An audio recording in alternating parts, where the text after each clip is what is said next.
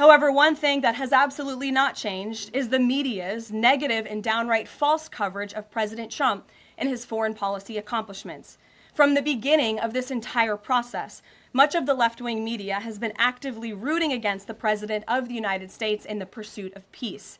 Initially, the media ridiculously claimed that President Trump was somehow beholden to Russia for even agreeing to have a face-to-face discussion with President Putin inside of the United States.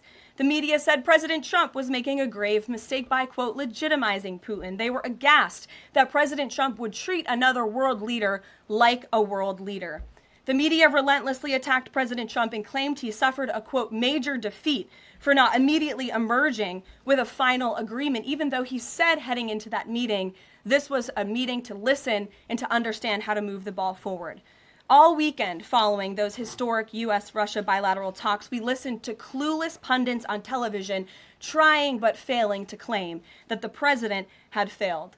The so-called experts in the foreign policy establishment, whose record is nothing but endless wars, trillions of wasted taxpayer dollars, and dead Americans, have the nerve to try and lecture President Trump, who has solved 7 global conflicts in 7 months, about peace. This is the same president, by the way, who brokered the Abraham Accords in his first term, on top of more than half a dozen other peace deals this year alone, as I just said.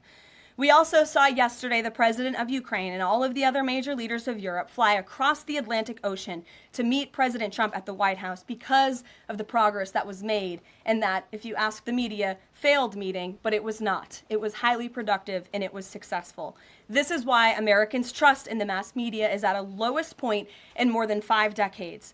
Diplomacy is a delicate process, and instead of reporting the facts about what is happening here at this White House and what is happening between this president and other leaders around the world, many outlets in this room continue to try to actively undermine the president and sabotage the efforts towards peace.